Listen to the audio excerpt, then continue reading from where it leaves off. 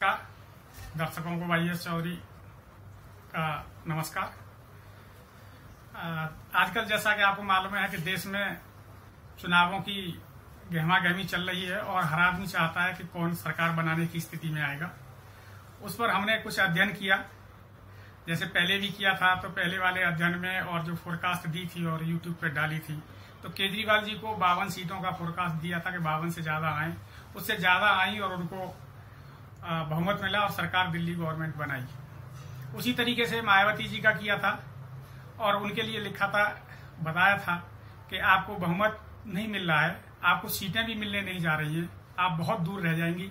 वो भी वीडियो अभी पड़ा हुआ है यूट्यूब पर, उन्हें कुछ भी नहीं मिला। उसी तरीके से ये अखिलेश जी के बारे में भी दिया था। उनकी नेट पर जो दी हुई है डेट ऑफ बर्थ, उसमें 1 साल का अंतर है, 1 साल कम लिखाई गई है। जब कम है तो उसके हिसाब से कुंडली थोड़ी गलत रही, और 1 साल जब बढ़ा दी गई तो कुंडली बनी, तो उसके बेसिस पर वो देखा गया कि वो सरकार बनाने से बहुत दूर हैं और वो पिछली बार 2014 के इलेक्शन के टाइम पर भी वो बहुत पीछे रह गए। अब हमने ये 2019 का जो इलेक्शन चल रहा है, इसके बारे में देखा कि मोदी जी सरकार बनाने की स्थिति में किस तरीके से आ रहे हैं। देखिए, मोदी जी की कुंडली 8 लगन की है। लगन में उनका मंगल और चंद्रमा बैठे हैं। मंगल स्वग्रही है, सप्तम ग्रह को देख रहा है, सप्तम हाउस को देख रहा है, इसलिए उनकी शादी पर यह प्रतिकूल असर पड़ा है। पंचम हाउस में राहु है, उन्होंने गृहस्थ की वृद्धि, संतान वृद्धि को वहां पर रोका है, इसलिए ये उनकी स्थिति है और इससे लगता है कि ये कुंडली ठीक ही है। समय जो दिया हुआ है उसमें नेट पर वो 11 बजे दिया हुआ है, 17:50 का, लेकिन 11 बजे के हिसाब से जो उनका मुख्यमंत्रित्व काल है उसमें कुछ भ्रांति दिखाई दे रही थी, तो उसको कुंडली को ठीक करने में ये 12 बजे के बाद का जन्म आकर के निकाला गया और उसी के बेसिस पर ये हमने कुछ चेक किया कि मोदी जी 7/10/2001 को पहली बार मुख्यमंत्री गुजरात के बने।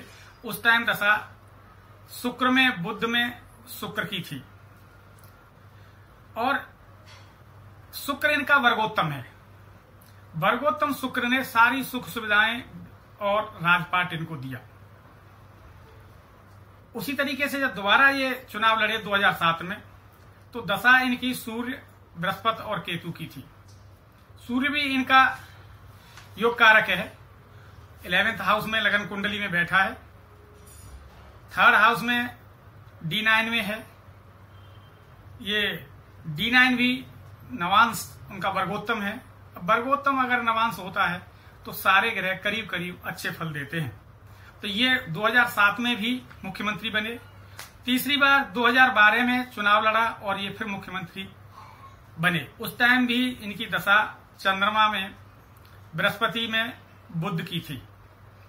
चंद्रमा इनका लगन में नीच का है लेकिन मंगल के साथ है, इसलिए उसे मंगल की तरफ से जो प्रभाव मिला है वो बहुत ही प्रबल कर देता है और उन्होंने इसे मोदी जी को मुख्यमंत्री तीसरी बार बनवाया। इन्होंने 22/5 को रेजिग्नेशन दिया मुख्यमंत्री से। रेजिग्नेशन के समय भी मून जुपिटर की महादशा और अंतरदशा थी, बुध की प्रत्यंतर दशा थी, उसमें इन्होंने रेजिग्नेशन दिया। ये रेजिग्नेशन दिखाई दे रहा है कि इन्होंने अपने पदोन्नति के लिए ये रेजिग्नेशन दिया जा रहा है और उन्होंने उसी तरीके से प्रधानमंत्री का पद भी 26/5/14 को संभाल लिया। 26/5/14 को दशा चंद्रमा में, जुपिटर में, मरकरी की थी। Moon, Jupiter, mercury. मून इनका नीच का होते हुए भी इन्हें इस तरीके का राजयोग दे रहा है कि ये देश के प्रधानमंत्री बने। मून मार्स के साथ है, मार्स अपनी स्वराशि में है, साथ ही वो छठे का लॉर्ड भी है। छठे का लॉर्ड पब्लिक सपोर्ट देता है, तो मंगल की वजह से इन्हें पब्लिक सपोर्ट बड़ी पूरी तरीके से मिल रही है। अब देखिए, जो चुनाव चल रहे हैं उस चुनावों में जो रिजल्ट आने वाला है वो 23/5 को रिजल्ट आएगा, 23/5/19 को। इसमें दशा मून में, वीनस में राहु की है। मून देखिए पहले से ही नीच का होते हुए इन्हें बहुत ही मंगलकारी, शुभकारी और सफलता दे रहा है। तो मून की दशा ये इंडिकेट करती है कि इन्हें दोबारा से सक्सेस मिलनी है। वीनस इनका और भी योग कारक है, वर्गोत्तम है, तो ये राजपाट इन्हें फिर दे रहा है, राजयोग बड़ा प्रबल राजयोग दे रहा है। और प्रत्यंतर दशा राहु की है। राहु D10 में मीन्स दशमांश में 10वें घर में बैठा हुआ है चंद्रमा के साथ। जो चंद्रमा अभी तक इन्हें अच्छे फल देता रहा है, पदोन्नति करता रहा है, एलिवेट करता रहा है, इनके जीवन को राजयोग देता रहा है। तो राहु मून के साथ है, तो यहाँ पे इस राहु ने और अपलिफ्ट कर दिया है। और अपलिफ्ट होने के बाद ये दिखाई दे रहा है कि ये जो 23/5 को रिजल्ट आएंगे, इसमें इन्हें आंधी की तरीके से, तूफान की तरीके से बहुमत मिलने की उम्मीद दिखाई दे रही है और देनी भी चाहिए। जब हम ट्रांजिट में जाते हैं तो ट्रांजिट में देखते हैं कि मून वीनस राहु ही जो बैठे हैं, वो मून 3rd हाउस में बैठा है। बता रहा है कि आपको मेहनत बहुत करनी पड़ेगी, तो मेहनत तो करनी पड़ रही है, चुनाव में घूम रहे हैं, जा रहे हैं। शुक्र इनका 6ठे हाउस में मेष का है, जिसका मंगल स्वामी है।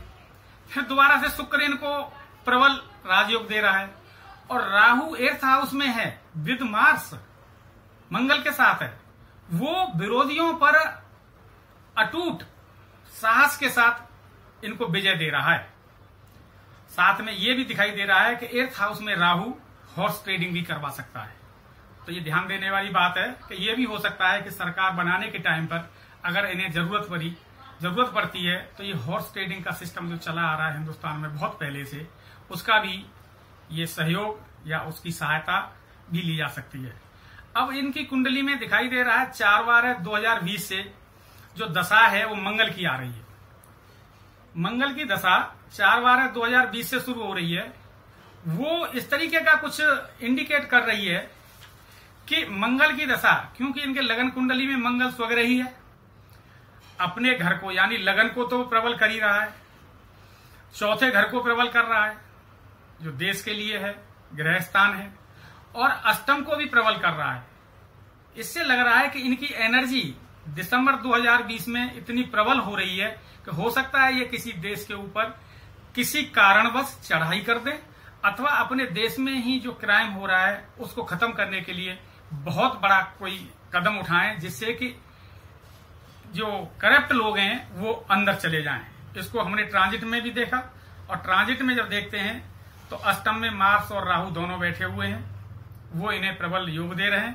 अतः आने वाले समय में 23/5/2019 को भाजपा और अलायंस को जो समर्थन मिल रहा है कुंडली के हिसाब से, उससे लगता है कि इन्हें 300 के आसपास सीटें मिल जानी चाहिए, जिससे क्लियर कट ये अपनी सरकार बनाए।